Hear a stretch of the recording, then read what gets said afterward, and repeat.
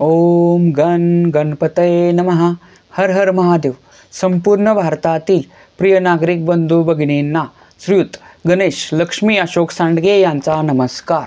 प्रिय बंधू भगिनींनो, शेअर बाजार गणेशवाणी चॅनलद्वारा सर्व बंधू भगिनींना गुंतवणूक साक्षर करण्याचा माझा हेतू आहे.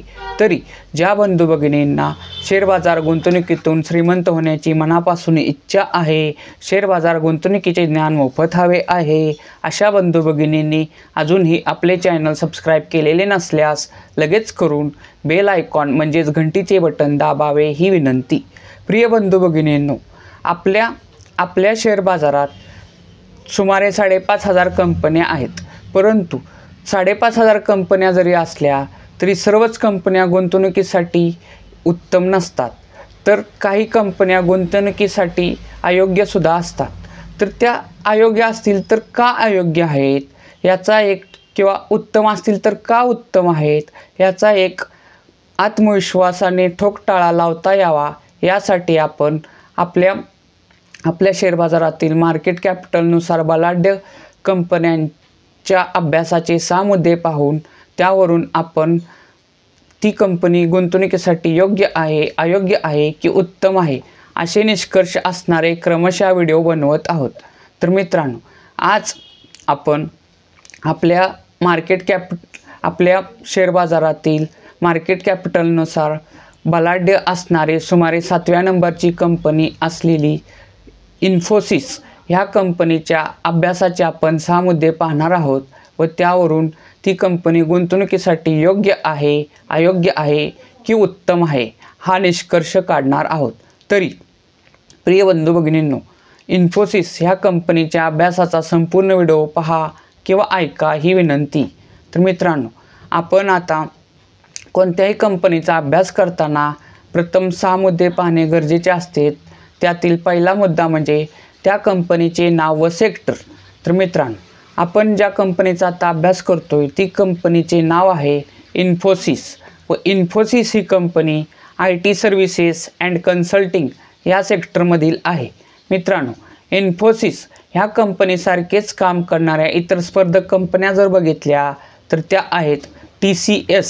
मित्रांनो, TCS कंपनीचा आपण ऑलरेडी व्हिडिओ बनवलेलाच आहे, तर तो सुद्धा पहा.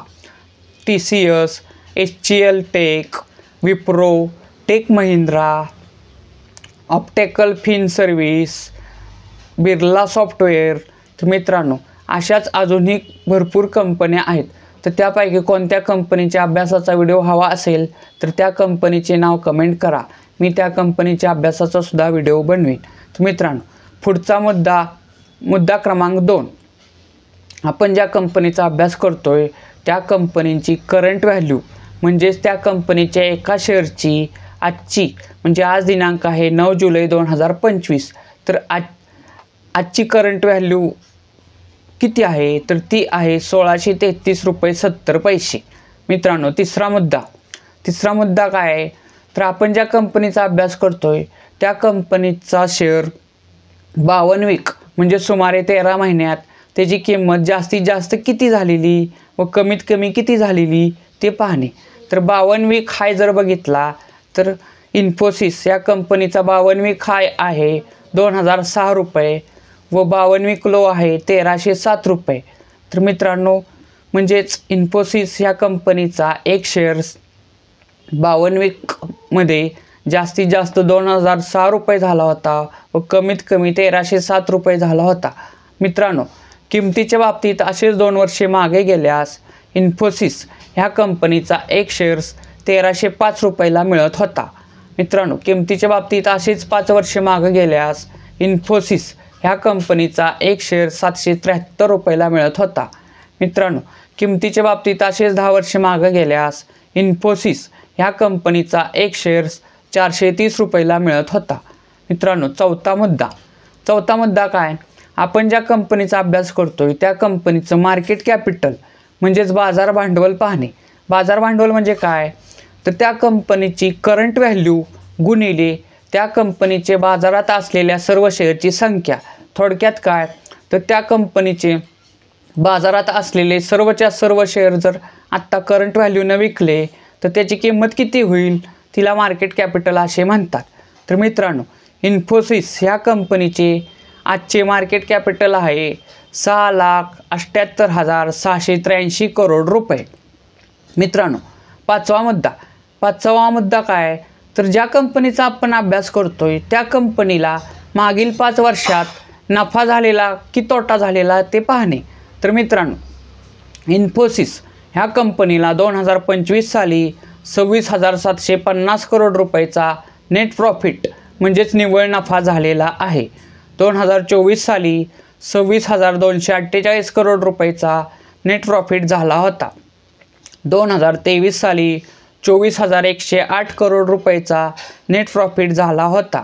2022 साली 22,146 करोड रुपयाचा नेट प्रॉफिट झाला होता.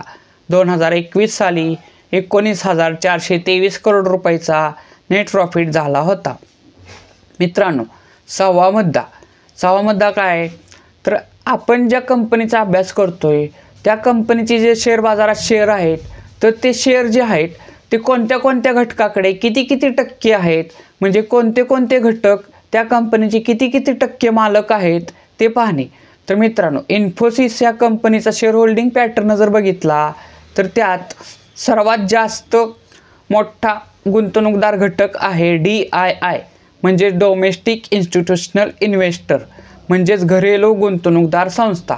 तर त्यामध्ये कोण येतं, तर त्यामध्ये मोठमोठ्या बँका, इन्शुरन्स संस्था, म्युच्युअल फंड संस्था यांचा सहभाग असतो. तर मित्रांनो, इन्फोसिस या कंपनीत DIIचा हिस्सा 34.46% आहे. मित्रांनो, पुढचा घटक जर बघितला तर तो आहे FII म्हणजेच फॉरेनर इन्स्टिट्यूशनल इन्व्हेस्टर.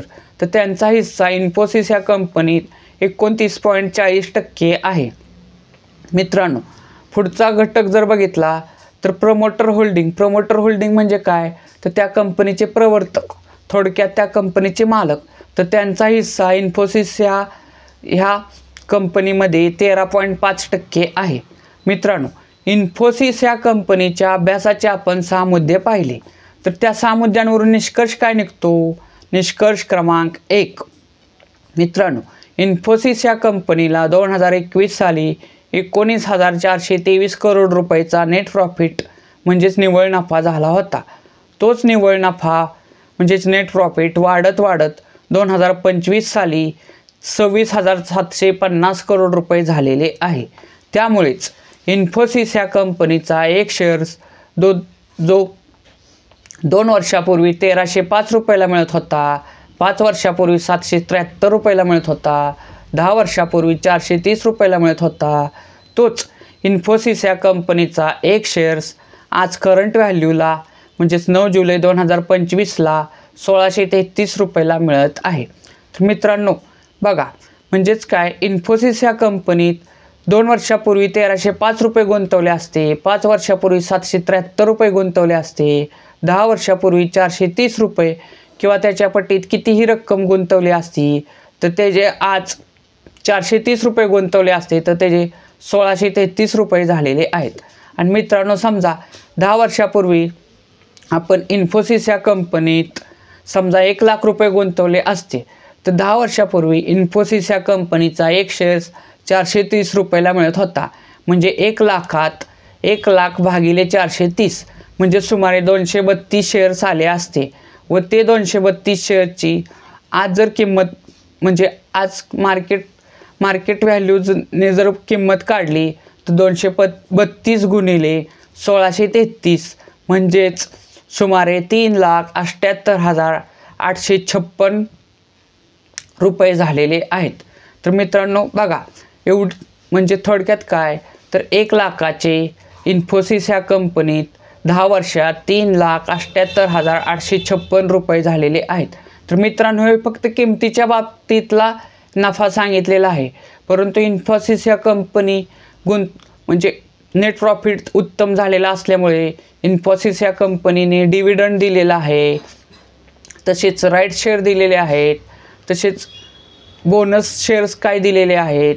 तर त्याची आपण ही धरलेली नाही, म्हणजे त्याचा नफा धरलेला नाही. फक्त किमतीच्या बाबतीतला जरी नफा बघितला तरी तो 3,78,856 रुपये झालेला आहे.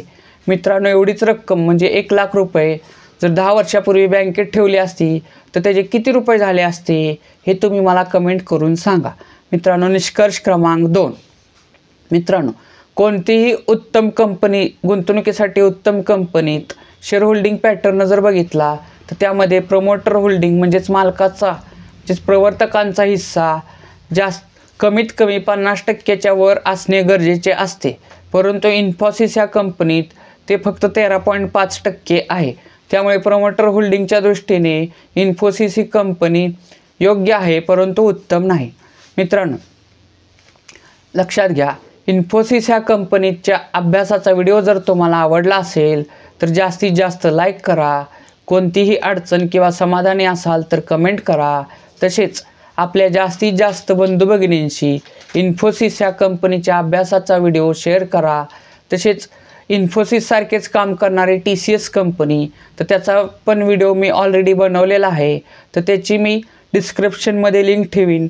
जर कोणी TCS या कंपनीच्या अभ्यासाचा व्हिडिओ जर बघितला नसेल तर तो बघावा. तसेच TCS आणि इन्फोसिस ह्या कंपनीचा तुलना करून कोणती कंपनी गुंतवणुकीसाठी योग्य आहे ही याची मला कमेंट करावी ही विनंती.